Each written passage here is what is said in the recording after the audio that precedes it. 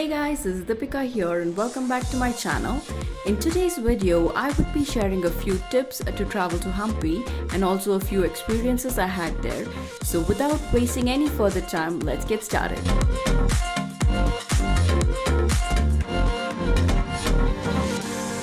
My mom, my brother and I had started our journey at around 6:30 in the morning.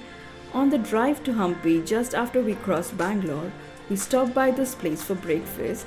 This place serves idlis, a variety of dosas and also a few North Karnataka dishes like ragi roti, cholad roti, akki roti among the others. The food here was good, so just in case you want to drop by, I will leave the details in the description box below.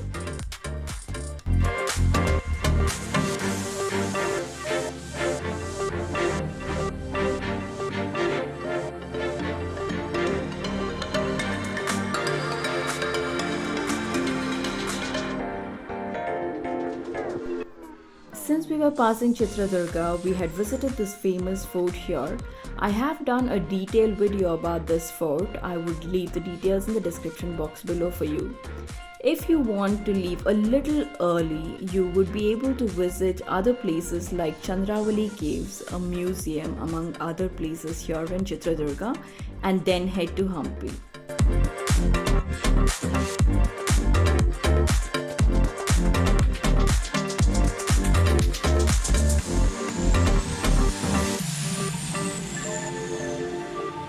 After the visit to the Chitradurga fort, we had stopped by at the Tungabhadra river, which is on the way to Hampi.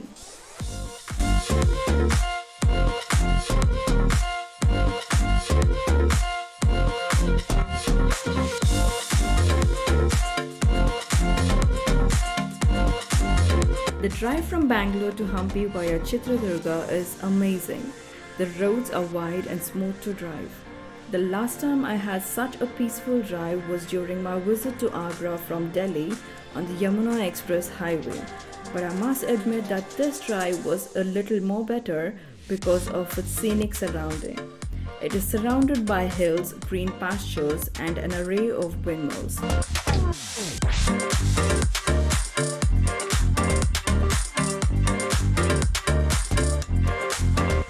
After Hospete, when you enter through the arch entrance of Hampi, it feels like a completely different ambience.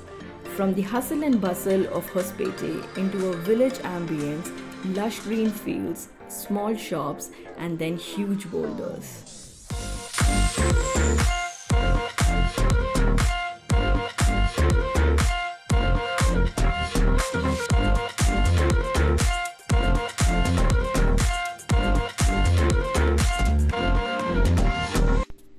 About accommodation here in Hampi, I personally feel it is best to pre-book your stay as the options to stay near the sightseeing places are very few. This room that we stayed was decent but not the best. We had booked 2 rooms because each room had 2 occupancies and costed about 4,500 for 2 nights.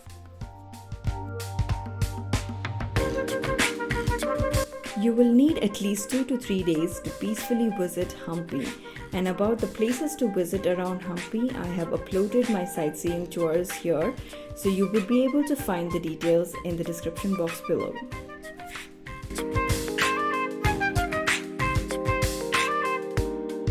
So, just in case you guys are wondering where my car was,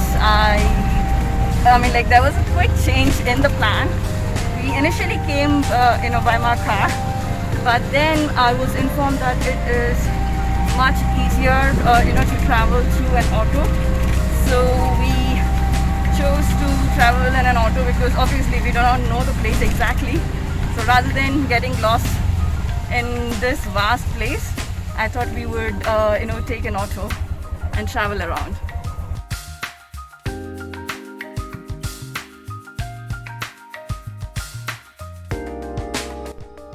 Speaking of food in Hampi, this is not specifically a food paradise. There are many small outlets and cafes around, and the time that I had visited, most of the cafes were closed or too far away. And most of my meal was spiceless lemon rice and veg fried rice. So I had asked my auto driver to take me to some hotel which serves spicy non-veg food. So this was one of the few non-veg hotels you find in the town.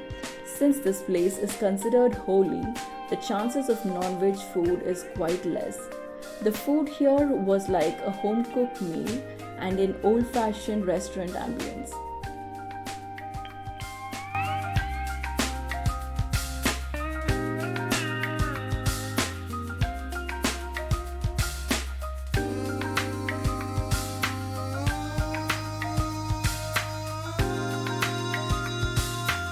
So guys, just in case you guys are wondering why I am wearing a mask always, there is a rule in Hampi that you will have to have your mask worn at all times in all the sightseeing places, else you would have a fine that will have to be paid. I actually have a story. I would find a place to sit down and I would tell you the story as to what exactly has happened, so that you can actually understand my plight even more as to why exactly I'm so stringently wearing the mask all day through. So guys, about the incident that happened here, as soon as I actually was wearing on my mask right through the journey, and I just removed my mask for a minute to speak to one of the guide here, to check if there is any available rooms around, because this is a randomly planned trip. I did not completely plan to come to Hampi. It was a different place that I wanted to visit, but since that place had some complications, I had decided to visit here. Though I do not have any regrets that I actually changed the place that I wanted to stay. I will have to admit that as soon as I had reached Hampi, there was an incident that happened where I just removed my mask for a minute to speak to the guide, and immediately I completely forgot that the place that I was standing was actually an archaeological site, because I had my Google map on, and that that this straight away brought me to the a place where there was all these archaeological sites. So what happened was, immediately there was a police person who came and wanted to have the fine paid. It was about 100 rupees that I had to pay as fine. Though it was just for a second, I just removed my mask for a minute, or not even a minute, it was just a second. I was about to speak to the guide, and immediately I was asked to pay a fine. So just in case you guys are planning to visit Hampi or any of these archaeological sites in North Karnataka, please ensure that you are wearing your mask, because the rules currently are quite strict, and possibility that you would end up paying the fine even if you have been very careful through the entire journey. Possibilities that that very second that you have removed your mask, you would be in trouble. So stay safe guys, do travel responsibly, and just in case you have any complications, kindly restrict travel is what I would say. Maybe you can enjoy the vlog, see the places virtually, and plan your trip accordingly, and have things sorted after the entire situation is maybe under control, or at least a little less.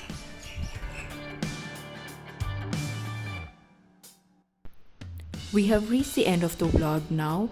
In case you like my content, do like, share and subscribe to my channel, and also follow me on my Instagram ID Deepika's Travel Diaries.